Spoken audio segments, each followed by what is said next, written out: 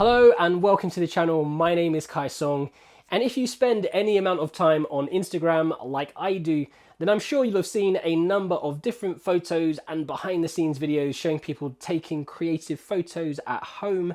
And today we're going to be trying out 12 of these stay-at-home photography ideas, so let's jump to it. So first up on our list is this book shot, and this is where we make it look like we're shooting through a single piece of folded over paper in a book. And to make this photo, I actually had to take two photos, one with the folded over page with the words in focus on the inside, and one with our model in focus in the distance. And then I simply photoshopped these two together to give us this interesting perspective. Picture number 2 is another concept that I found really interesting, where you get a bunch of pencils, you tape them down on a ring, and you get your model to look through the middle where all the pencil tips meet, and then take your photo. And this is something that I've seen across several Instagram accounts, and I've wanted to give it a go for a while now. So here is my take on it. And I actually lightened up the eye a little too, so that you can see the reflection of the pencils in the iris. The next photo on our list is another perspective photo, where we basically take the fridge apart and use bottles to balance the glass shelves on top. Hi,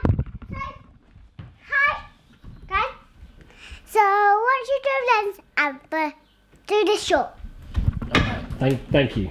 And this gives the idea that someone is reaching into the fridge and getting something like a drink. And to make my shot a little more interesting, I photoshopped in some warm sunlight in the window and made the tones a little warmer. The fourth photo on our creative list is this kid's cylindrical toy box with the bottom removed, and the theme here is of someone reaching in to grab something, so you have a shot of the hand and the face too, and it gives that impression that you're seeing this action happen from within the object, similar to the fridge, which I think again is a cool perspective change. The fifth photo on our list is using a technique called the Bokeh Wall, which can be achieved with a few pieces of creased aluminium foil, or tin foil, or kitchen foil, whatever you want to call it. And you basically stick this to the wall in the background, as well as using a lens with a fast aperture and a couple of lights. And this allows you to get some really cool bokeh in the background of your model photos. You helping Daddy today? For the sixth photo, we reuse that foil and we create a tunnel for our model to look through. And it creates this almost sci-fi-ish photo tunnel place thing that again we can shine lights on or through, which I think creates an interesting effect for headshots. Photo number 7, we placed an elastic band around the lens to attach some leaves to create a frame. And we've got a nice red plant in the garden that I chopped up and attached to the lens. And this is the result that I walked away with here. Definitely more difficult when your model can't stand still for more than 2 seconds. No, I haven't taken a shot. No, come on. For photo number 8, we tried some bubble photography. This is something that's been done a lot in the past, but it's cool to try it out, especially with a wide angle lens and when you're in lockdown with nothing else to do. And here is my take on it. For photo 9, we moved on to marbles, trying to throw the marbles in the air and freeze them with a fast shutter speed. Be careful to let your model know that they should throw them up in the air and not directly at the camera lens. Ready? 3, 2, 1, action! For photo 10, we kept that fast shutter speed and dropped some fruit into a glass, trying to get some of those water droplets frozen in midair, as well as getting that frozen splashed water looking more and more like glass. For photo 11, we decided to throw something at the lens, and we decided to go with the option of playing cards. Again, this is not a new idea, and here are some of the shots that I walked away with trying that out.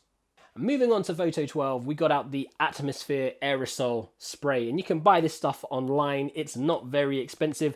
It's basically canned fog that gives you that film look, and you can use it in conjunction with some different types of lights. For example, here we're using some Amran aperture LED panel lights with different colored gels, and you can get some really interesting effects.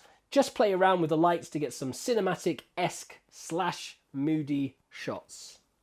The final extra idea on our list is to use sparklers. Now, sparkler photography is not new, but it is something that I've always wanted to do. First of all, you do have to wait for it to be dark, really, before you can use them. And you can shoot standard portraits with them if you want, or you can go with a much longer exposure time for writing or drawing, which can also be quite fun. Just make sure you wear gloves, have a bucket of water nearby to throw the used sparklers in, and stay safe.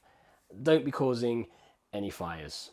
So a majority of these photos are taken on the Canon EOS R, which is a full frame mirrorless camera, but you can take these photos with any camera really. Even your phone camera is good enough. You might just have to modify the idea slightly.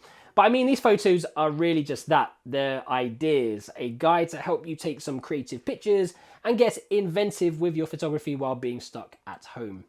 I find that experimenting and learning from other photographers in this way has really helped to push my creative boundaries and expand my horizons on what is possible. So what about you guys? Are you going to give some of these photos a go? Let me know down in the comment section below. And if you've taken some creative photos or you've done some creative hack photography in the past, again, send me your links to your stuff, as I'm really interested to see what other photographers and creatives are making and doing so that I can improve my photography too. If you haven't done so already, guys, don't forget to subscribe to the KaiCreative YouTube channel. Hit that little bell for notifications too. So that's it for me today, guys. Thank you very much for watching. Stay creative, imagine, implement, and inspire. And I'll see you next time on KaiCreative.